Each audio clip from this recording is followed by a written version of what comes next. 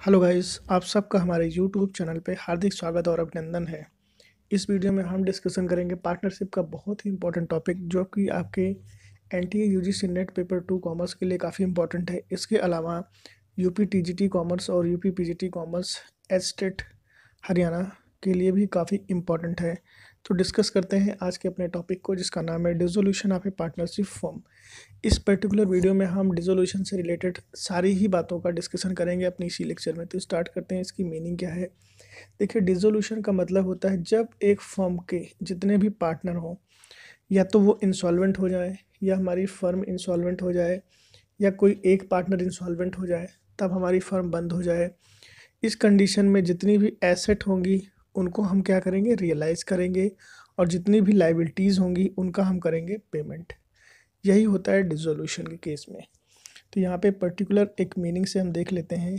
देखिए, यहाँ पे लिखा हुआ है dissolution of partnership means change in relationship among the partners but the firm continue. देखिए, यहाँ पे दिया गया है कि जो पार्टनरशिप होती है उनके बीच में जब हमारी फर्म डिसॉल्व होती है तो उनके रिलेशनशिप चेंज होते हैं, लेकिन हमारी फर्म कंटिन्यू होती है। जबकि दूसरे हैंड में अगर हम बात करें तो डिसोल्यूशन ऑफ फर्म यानी डिसोल्यूशन ऑफ पार्टनरशिप का जो मतलब है वो ये है कि जो पार्टनर्स हमारे होते हैं उनके रिलेशन चेंज होते हैं, लेकिन हमारी फर्म कंटिन्यू रहती है। जबकि दूसरी तरफ डिसोल्यूशन ऑफ फर्म का मतलब होता है business of firm is discontinue. जो भी हमारी फर्म का बिजनेस है वो क्या हो रहा है, डिसकंटिन्यू हो रहा है, that is closed end the firm is wind up, that is dissolve. तो उस कंडीशन में हमारा जो बिजनेस होता है वो बंद हो जाता है, जिसको हम वाइंड अप कहते हैं या डिसोल्यूशन यानी डिसॉल्व कहना कहते हैं। Section 39 of Indian partnership act 1932 में कहा गया है डिसोल्यूशन ऑफ द पार्टनरशिप यानी dissolution of the firm means dissolution of partnership among all the partners in the firm. तो यहाँ पे डिसोल्यूशन फर्म का मतलब होता है कि जितने भी हमारे पार्टनर हैं फर्म में वो सभी क्या हो रहे हैं, डिसॉल्व हो गए हैं, यानी उनका आपस में विघटन हो गया है। इन सच एंड इवेंट्स, जो घटनाएं होती हैं, all asset of the firm are realise. इस कंडीशन में फर्म की जितनी भी एसेट होंगी उनको हम रियलाइज़ करेंगे, सोल्ड करेंगे। रियलाइज़ का मतलब होता है उनको बेचेंगे, उनसे पैसे वसूल करेंगे, और जितनी भी लाइबिलिटीज़ होंगी उनका पेमेंट करेंगे। The balance if any is paid to partner in settlement of their account. और उसके अलावा अगर हमारी फर्म में कुछ पैसे बच जाते हैं तो उसके लिए हम क्या ट्रीटमेंट करेंगे, उसको हम पार्टनर के कैपिटल अकाउंट में क्रेडिट कर देंगे। If there is a shortfall in meeting outside liability it is made by partners from there private asset. इसके अलावा अगर कोई आउटसाइडर जो हमारी लाइबिलिटीज़ है उनको पेमेंट करने में हमें कुछ प्रॉब्लम हो रही है, यानी हमारी फर्म को कुछ प्रॉब्लम हो रही है, तो वो पैसे पार्टनर अपनी प्राइवेट एसेट को बेच के ले आएंगे। तो ये होता है डिसोल्यूशन। अब यहाँ पे किस तरीके से हम कौन कौन से मोड हैं डिसोल्यूशन ऑफ फर्म के, तो वो है म्यूचुअल एग्रीमेंट के द्वारा डिसोल्यूशन हो सकता है। म्यूचुअल एग्रीमेंट का मतलब क्या हुआ कि सभी पार्टनर आपस में इस बात से सहमत हों कि भाई हमारी फर्म का डिसोल्यूशन आप कर दीजिए। सभी पार्टनर ये चाहते हैं कि अब बिज़नेस को आगे नहीं लेके जाना है, तो उस कंडीशन में क्या होगा, डिसोल्यूशन हो जाएगा। तो म्यूचुअल एग्रीमेंट यहाँ पे है सभी पार्टनर के बीच में। दूसरा है कंपल्सरी डिसोल्यूशन। कंपल्सरी किस किस केस में हो सकता है, व्हेन ऑल द पार्टनर्स, या तो सभी पार्टनर या एक को छोड़ के बाकी के पार्टनर जो हैं वो इंसॉल्वेंट हो जाए, दिवालिया हो जाए, तो उस केस में कंपल्सरी डिसोल्यूशन हो जाएगा फर्म का। दूसरा है when business of firm become unlawful. जो आपका बिजनेस है वो अनलॉफुल है, मतलब लॉ के हिसाब से सही नहीं है, आप कुछ गलत काम कर रहे हो, तो उस कंडीशन में भी कंपल्सरी डिसोल्यूशन हो जाएगा। यहाँ पे बात करें बाय नोटिस के द्वारा भी हमारी फर्म का डिसोल्यूशन हो सकता है। इसका मतलब ये है कि जब हमारी पार्टनरशिप ऐच्छिक रूप से बनी हो यानी एट विल हो, तो यहाँ पे जो फर्म है वो भी डिसॉल्व हो सकता है by any partner giving notice in writing to all the other partners of the intention to dissolve the firm. तो यहाँ पे बाय नोटिस हो सकता है जब एक पार्टनर अदर पार्टनर को नोटिस दे दे कि भाई अब हम ये बिज़नेस नहीं चलाएंगे, तो उस कंडीशन में भी डिसॉल्व हो जाएगा। इसके लिए सेक्शन 43 में कहा गया है ऑन हैपनिंग ऑफ इवेंट्स, कोई ऐसी घटना हो जाए जिसके कारण हमारी फर्म बंद हो जाए यानी डिसॉल्व हो जाए, तो वो कौन कौन सी घटनाएं हैं। सबसे पहली है on expiry of the firm on expiry of the term for which the firm was discontinue. तो यहाँ पे एक जो अवधि है जिसके लिए हमने ये बिज़नेस अपना तैयार कर रखा है पार्टनरशिप का, वो टर्म, वो अवधि पूरी हो गई है, जिसके बाद फर्म जो है वो डिसकंटिन्यू हो जाएगी। ऑन कंप्लीशन ऑफ वेंचर, कोई पर्टिकुलर हम प्रोडक्ट पे काम कर रहे हैं, वो हमारा प्रोडक्ट कंप्लीट हो गया है, तो उसके बाद हम क्या करेंगे, अपने पर्टिकुलर जो भी हमारी पार्टनरशिप है उसको डिसॉल्व कर देंगे। ऑन डेथ ऑफ पार्टनर, जब मान लीजिए कोई 3 पार्टनर हैं, उनमें से एक पार्टनर हमारा डेथ कर गया है, डेथ करने के बाद बाकी जो बचे हैं वो फर्म के बर्डन को नहीं संभाल पा रहे हैं, तो उस कंडीशन में क्या होगा, फर्म हमारी डिसॉल्व हो सकती है। On adjustment of a partner as insolvent, on education of a partner as insolvent, कोई पार्टनर हमारा है जो इंसॉल्वेंट हो जाए तो उस केस में भी बंद हो जाएगा। इसके अलावा है डिसोल्यूशन बाय कोर्ट, कोर्ट के द्वारा हमारा फर्म जो है वो बंद हो सकता है। तो कोर्ट के द्वारा कैसे हो सकता है, a partner become a person of unsound mind, हमारा जो पार्टनर है वो अनसाउंड माइंड का हो गया है, मतलब उसको कम समझ में आता है, मतलब पागल जैसा हो गया है, तो उस केस में भी आपके बिजनेस जो है वो बंद हो सकता है, यानी फर्म आपकी डिसॉल्व हो सकती है। A partner become permanently incapable or performing his duty as a partner, एक कोई पार्टनर है जो परमानेंटली इनकेपेबल हो गया है, वो काम करने की योग्य नहीं है, अक्षम हो गया है जिसको कहते हैं, और अपनी ड्यूटी को प्रॉपर नहीं कर पा रहा है, उस कंडीशन में भी फर्म का डिसोल्यूशन हो जाएगा। पॉइंट नंबर सी है इसमें, a partner is found guilty of misconduct which is likely to adversely affect the business of the firm, कोई पार्टनर है, कोई गलती कर दिया है जिसके लिए वो गिल्टी फील कर भी रहा है, लेकिन हमारे वो बिज़नेस के लिए बहुत ज़्यादा नुकसानदायक है, मतलब उसने मार्केट में कुछ ऐसा कर रखा है जिससे हमारी फर्म जो है वो बदनाम हो गई है काफ़ी ज़्यादा, तो उस कंडीशन में भी हमारी फर्म क्या हो सकती है, डिसॉल्व हो सकती है, क्योंकि रिमेनिंग पार्टनर इस कंडीशन में अपने बिज़नेस को आगे नहीं ले जाना चाहते हैं, उनको मार्केट से पैसा उठाने में दिक्कत होगी, मार्केट में बिज़नेस करने के साथ में दिक्कत होगी, बहुत सारी दिक्कतों का सामना करना पड़ सकता है, जिसकी वजह से फर्म को डिसॉल्व करना ही ये लोग बेटर समझते हैं। इसके अलावा है point number D, partnership agreement is persistently by a partner or partners, court find dissolution of the firm justification, ये कुछ और इंपॉर्टेंट पॉइंट्स हैं इसके। इसके अलावा जब एक पार्टनरशिप फर्म हमारी डिसॉल्व हो जाती है तो उसमें कौन कौन से इशू आते हैं इसके बारे में डिस्कशन करते हैं। यहाँ से क्वेश्चन आते हैं आपके, सेटलमेंट ऑफ अकाउंट और payment of firm debt and private debt, तो ये एक काफ़ी इंपॉर्टेंट है। सेटलमेंट ऑफ अकाउंट, हम किस तरीके से अकाउंट का जो है वो सेटलमेंट करेंगे, यहाँ पे इसके बारे में बात की गई है सेक्शन 48 में। सेक्शन 48 जो कि इंडियन पार्टनरशिप एक्ट 1932 का है, जो ये बताता है कि जो हमारा अकाउंट का जो सेटलमेंट है, जब एक फर्म डिसॉल्व होती है तो उस कंडीशन में हम कैसे कैसे करेंगे।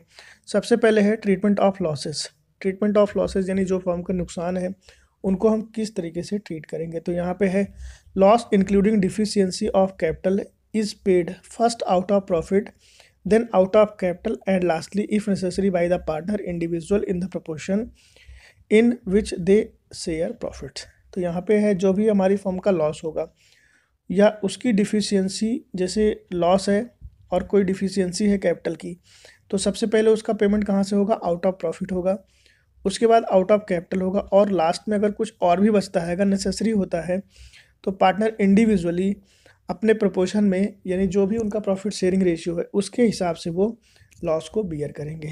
तो ये है ट्रीटमेंट ऑफ लॉसेस का।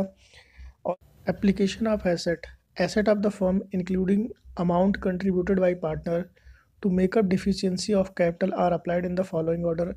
देखिए, जो भी एसेट ऑफ द फर्म है और इनमें including amount contributed by partner to make up deficiency of capital are applied in the following order. तो पहला कौन सा ऑर्डर है, इन पेइंग फर्म्स डेप्ट टू थर्ड पार्टी। उसके बाद है पॉइंट नंबर बी है, in paying to each partner rateably, यानी आनुपातिक रूप से जो भी ड्यू है उनके अकाउंट का लोन या एडवांसेस उसको भी पेमेंट करेंगे। In paying to each partner rateably what is due to him on account of capital. और लास्टली है इसमें, the residue if any is distributed among the partners in their profit sharing ratio. तो ये हम जो treatment करते हैं इसका किसका है, ये एप्लीकेशन ऑफ एसेट का ट्रीटमेंट 4 तरीके से हो सकता है। इसके अलावा है payment of firm debts and private debts, section 49 में कहा गया है। यहाँ पे फर्म की जो डेप्ट होती है, इसका मतलब ये है कि जो फर्म ने आउटसाइडर से लिया है, जो फर्म ने आउटसाइडर से लिया है उसको हम कहते हैं फर्म का debts, whereas the debts which a partner owes, यानी जो पार्टनर ने खुद ले रखा है इन हिज पर्सनल कैपेसिटी, अपनी खुद की पर्सनल कैपेसिटी से उसको हम प्राइवेट डेब्ट बोलेंगे। Following provisions apply in case of firm debts and partner debts. Private डेब्ट, तो यहाँ पे कुछ प्रोविजंस हैं जो अप्लाई होते हैं दोनों ही केसेस में। पहला है फर्म की जो प्रॉपर्टी है is applied first toward payment of firms डेब्ट। तो जो फर्म की प्रॉपर्टी है उसको सबसे पहले हम क्या करेंगे, जो फर्म के डेब्ट्स हैं उनको पूरा करने में लगाएंगे। Then the surplus if any, अगर उसके अलावा हमारे पास कुछ एक्स्ट्रा पैसा बचता है तो पेमेंट ऑफ पार्टनर डेब्ट, उसके बाद पार्टनर की जो डेब्ट होगी उसको हम पेमेंट करेंगे। To the extent the concern partner is entitle to share in the surplus. तो जो पर्टिकुलर पार्टनर है उसका अपना खुद का शेयर कितना है, और जितना भी उसका शेयर होगा उस सरप्लस का पैसा उसके लॉस में वियर कर दिया जाएगा, यानी उसके जो पर्सनल डेब्ट होगी उसमें वियर कर दिया जाएगा, पेमेंट कर दिया जाएगा मतलब। पॉइंट सेकंड है private property of each partner is applied first toward the payment of his private डेब्ट। तो इनकी जो प्राइवेट प्रॉपर्टी होगी सभी पार्टनर की, वो अप्लाई होगी सबसे पहले किसको पेमेंट के लिए, उनकी अपनी जो पर्सनल यानी प्राइवेट डेब्ट है उसको, और इसके अलावा कोई सरप्लस बचता है तो वो फर्म का डेब्ट पेमेंट करने के काम आएगी। अब यहाँ पे हम अकाउंटिंग ट्रीटमेंट क्या क्या करते हैं। जब एक फर्म डिसॉल्व होती है, डिसोल्यूशन की कंडीशन में मेन अकाउंट जो बनते हैं वो बनते हैं 4। सबसे पहले बनता है रियलाइजेशन अकाउंट, जो होता है एक टेम्परेरी नेचर का अकाउंट, जिसमें हम एसेट को उनकी बुक वैल्यू पे रिकॉर्ड करते हैं और रियलाइज़ करते हैं। कुछ इस तरीके से बनता है, फॉर्मेटिंग समझ लीजिएगा। यहाँ पे हम एसेट को ले आते हैं जो कि हमारी बुक वैल्यू से आता है। बुक वैल्यू का मतलब जो बैलेंस शीट के अंदर एसेट दी रहती हैं वहाँ से हम इनकी रिकॉर्डिंग करते हैं। तो वहाँ पे बैलेंस शीट के अंदर जितना भी बैलेंस होगा उसको हम यहाँ पे रिकॉर्ड करेंगे। उसके बाद इनका जो इनसे जो हमें पैसे मिलते हैं यानी जो रियलाइज़ होता है उसको हम क्रेडिट साइड में बाई बैंक अकाउंट के नाम से ले आते हैं। बाई बैंक अकाउंट में जितने भी पर्टिकुलर एसेट होंगे उनको यहाँ पे हम क्या करेंगे, रियलाइज़ करेंगे। और क्रेडिट साइड में रियलाइजेशन अकाउंट के बुक वैल्यू रिकॉर्ड करेंगे, जितने भी हमारे आउटसाइडर लाइबिलिटीज़ हैं उनकी रिकॉर्डिंग यहाँ पे करेंगे। और इनकी जो पेमेंट होगी वो हम डेबिट साइड में करेंगे टू बैंक अकाउंट के नाम से। अब यहाँ पे क्वेश्चन में कह रहा है कि अगर हमारा कुछ सरप्लस होता है यानी क्रेडिट साइड का जो बैलेंस है अगर वो एक्सेस हुआ डेबिट साइड के बैलेंस से, तो यहाँ जो डिफरेंस आएगा वो हमारा कहलाएगा प्रॉफिट, जिसको हम डिस्ट्रीब्यूट कहाँ पे ले जाएंगे, डिस्ट्रीब्यूशन कहाँ पे करेंगे, पार्टनर के कैपिटल अकाउंट में क्रेडिट कर देंगे। तो ये हमारा पहला अकाउंट होता है जिसको टेम्परेरी नेचर का अकाउंट हम कहते हैं।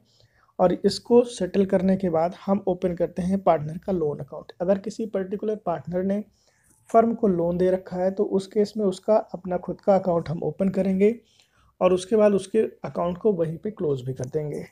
तो इस तरीके से पार्टनर का लोन अकाउंट होगा। पार्टनर का जो कैपिटल अकाउंट होगा, इनका अपना खुद का अगर कैपिटल का क्रेडिट बैलेंस होगा तो उसको हम शो करेंगे क्रेडिट साइड में, अगर डेबिट होगा तो डेबिट साइड में ले जाएंगे। इसके अलावा इनको जो जो चीज़ें मिली होंगी रियलाइजेशन अकाउंट से, अगर प्रॉफिट हुआ होगा तो प्रॉफिट को रिकॉर्डिंग करेंगे, लॉस हुआ होगा तो लॉस की रिकॉर्डिंग हम यहाँ पे दिखाएंगे इनके कैपिटल अकाउंट में। और अगर किसी पार्टनर ने किसी लाइबिलिटी का पेमेंट किया है तो उसकी भी ट्रीटमेंट हम यहाँ पे दिखाएंगे, और किसी एसेट को परचेज किया है तो उसका ट्रीटमेंट भी हम डेबिट साइड में दिखाएंगे। तो ये पार्टनर का लोन कैपिटल अकाउंट है जिसको हम सेटल करेंगे। उसके बाद लास्ट में हम ओपन करेंगे बैंक अकाउंट। बैंक अकाउंट का दोनों तरफ का जो बैलेंस है वो इक्वल होना चाहिए। अगर ये इक्वल होता है तभी आपका क्वेश्चन माना जाएगा कि वो सही है, अदरवाइज गलत होता है। तो ये 4 अकाउंट मेनली ओपन होते हैं रियलाइजेशन के केस में। इसके अलावा यहाँ पे इसका फॉर्मेट भी मैंने बना रखा है। रियलाइजेशन किस तरीके से करेंगे, देखिए यहाँ पे जितनी भी एसेट हैं उनको हमने दिखा रखा है और इनसे जो भी पैसे रियलाइज हुए हैं वो हैं। इसके अलावा यहाँ पे देखिए कौन कौन सी चीज़ें हैं जो आउटसाइडर हैं जिनका पेमेंट हमें करना है, उन सबको हमने यहाँ पे दिखा रखा है बारी बारी से, और इनका पेमेंट हमने यहाँ पे कर रहे हैं, लाइबिलिटीज़ का पेमेंट कर रहे हैं। क्वेश्चन में अब से अगर कहता है कि आप एसेट को रियलाइज़ करिए या ना करिए, अगर इसका बोलता है तो क्वेश्चन में अगर एसेट के बारे में कहा जाएगा तभी आपको रियलाइज़ करना है, अदरवाइज़ नहीं करना है। लेकिन अगर आपसे क्वेश्चन में कुछ भी नहीं कहा गया लाइबिलिटी के बारे में तब भी आपको लाइबिलिटी का 100% पेमेंट करना है। अदरवाइज़ जो एग्रीड होगा वो करेंगे। अगर कुछ नहीं दिया तो 100% पेमेंट होगी, और कुछ दिया है तो जो रेट दिया गया है उस रेट से हम लाइबिलिटी का पेमेंट करते हैं। तो ये रियलाइजेशन अकाउंट है। यहाँ पे जो पार्टनर का लोन अकाउंट है उसके लिए जनरल एंट्री पास आउट हुई है, पार्टनर का loan account debit to bank account. ये जनरल एंट्री पास हुई क्योंकि उसको लोन का यहाँ पे हम सेटलमेंट कर रहे हैं, पेमेंट कर रहे हैं। पार्टनर का कैपिटल अकाउंट में हम सभी चीज़ों को रिकॉर्ड करते हैं, जैसे मैंने अभी आपको बताया। तो पार्टनर का कैपिटल अकाउंट हो जाएगा। बैंक अकाउंट लास्टली ओपन करते हैं, जिसमें हम बैंक से रिलेटेड जितने भी हमारे ट्रांजैक्शन हुए, जैसे हमारी एसेट रियलाइज हुई होंगी तो उनसे जो पैसे मिले होंगे उनको हम यहाँ पे डेबिट साइड में रिकॉर्डिंग करेंगे। इनका खुद का बैलेंस जो होगा ओपनिंग, वो भी हम डेबिट साइड में रिकॉर्डिंग करेंगे। पार्टनर को जो पेमेंट होता है कैपिटल का, उनको हम क्रेडिट साइड में रिकॉर्ड करते हैं। लाइबिलिटी का जो भी पेमेंट रियलाइजेशन में हुआ होगा उनका यहाँ पे रिकॉर्डिंग करेंगे। और लास्ट पे हम बैलेंस को फाइनल करेंगे, तो हमारा बैलेंस यहाँ पे मैच कर जाएगा। तो इस तरीके से हम कैश अकाउंट की क्लोजिंग करते हैं। यहाँ पे ये सारी बातें थी जो डिसोल्यूशन के संबंध में थी। इसके अलावा यहाँ पे एक और पर्टिकुलर टॉपिक है जो है गार्नर वर्सेज मुरे। नेक्स्ट वीडियो में हम कवर करेंगे गार्नर वर्सेज मुरे का केस जो भी है उसके बारे में डिटेल्स में, और उससे रिलेटेड कुछ इंपॉर्टेंट एंट्रीज भी हम वहाँ पे सीखेंगे, और किस तरीके से एक पर्टिकुलर क्वेश्चन के साथ में सीखेंगे कि गार्नर वर्सेज मुरे रूल का जो अप्लाई का है अपने यहाँ पे, और जो रूल है वो किस तरीके से हम अप्लाई करेंगे, और उसके क्वेश्चंस अगर आ जाते हैं तो किस तरीके से सॉल्व करेंगे, तो प्रैक्टिकली भी उसको अच्छे से समझेंगे। तो ये था एक इम्पॉर्टेंट वीडियो। मिलते हैं अपने नेक्स्ट वीडियो में। Thanks for watching my channel.